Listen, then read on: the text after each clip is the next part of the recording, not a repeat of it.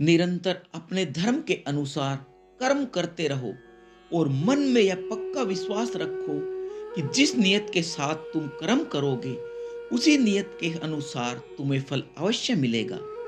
कर्म का अटल विधान है, इसमें कभी किसी के साथ अन्याय नहीं हो सकता। हे अर्जुन, प्राणी का कोई भी कर्म नष्ट नहीं होता। मनुष्य को अपने हर कर्मों का फल अवश्य मिलता है। इस तरह प्राणी के कर्मों के अनुसार उन कर्मों का फल हर मनुष्य के प्रारब्ध में लिख दिया जाता है। इसी कारण हर जन्म में मनुष्य अपने ही कर्मों से बंध जाता है। इसी कर्म के बंधन में बंध जाने के कारण मनुष्य आवागमन अर्थात जन्म जन्मांतर के चक्रव्यूह में फंसा रह जाता है और उसे कभी मोक्ष प्राप्त नहीं हो पाता। मनुष्य अपने एक जन्म में जो कर्म करता है उन कर्मों के फल के रूप में पाप और पुण्य दोनों ही होते हैं। कभी पाप अधिक होते हैं तो कभी पुण्य। दोनों का दुख सुख भोगते हुए मनुष्य अपने नए जीवन में जो कर्म करता है उनका हिसाब पाप पुण्य के खाते में नए सिरे से लिख दिया जाता है। इस तरह इन नए कर्मों को भोगने के लिए एक और नया जन्म लेता है और जन्म जन्मांतर का यह सिलसिला लगातार यूं ही चलता रहता है और मनुष्य की आत्मा का अपने परमात्मा से मिलन नहीं हो पाता, जिसे मोक्ष कहते हैं। कोई भी मनुष्य अकर्मण्य नहीं हो सकता। कर्म तो उसे हर स्थिति में करना पड़ता है। हे पार्थ, सन्यासी भी कर्मों का त्याग नहीं करते और न कर सकते हैं। मैंने पहले ही कहा था कि सन्यासी भी कर्म करते हैं।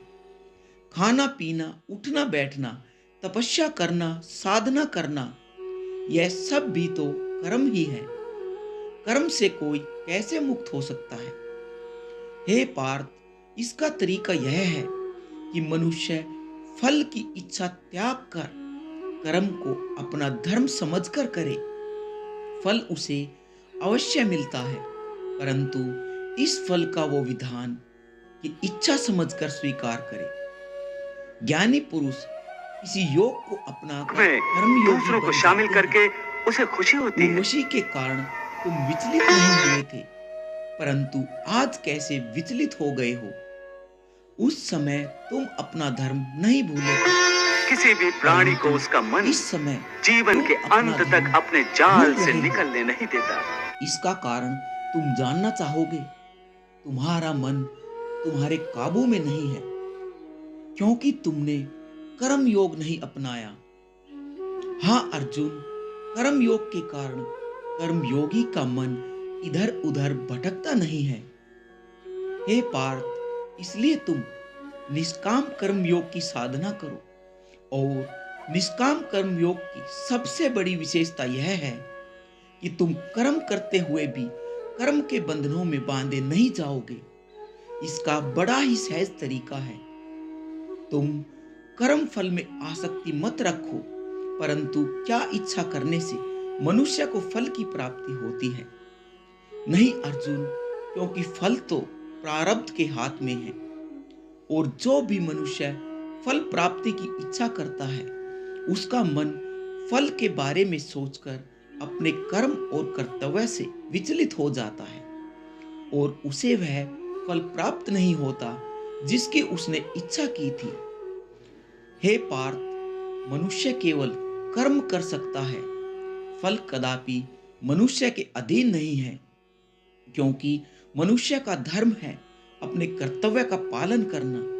इस कर्तव्य पालन के लिए आवश्यक कर्म करना। हे अर्जुन, जो साधारण मनुष्य फल की इच्छा से ही कर्म में प्रवृत्त होते हैं वह सुख दुख आदि के चक्र में फंस जाते हैं। उसकी मन, आशा, शांति नष्ट हो जाती है। हर पल हर समय फल प्राप्ति के विचार से उनकी निंद्रा उड़ जाती है। हे पार्थ, तुम दुर्योधन और उसके भाई को ही देखो। बचपन से ही दुर्योधन, शकुनी और दुशासन आदि ने हस्तिनापुर के सिंहासन को प्राप्त करने के लिए कितने अधर्म किए,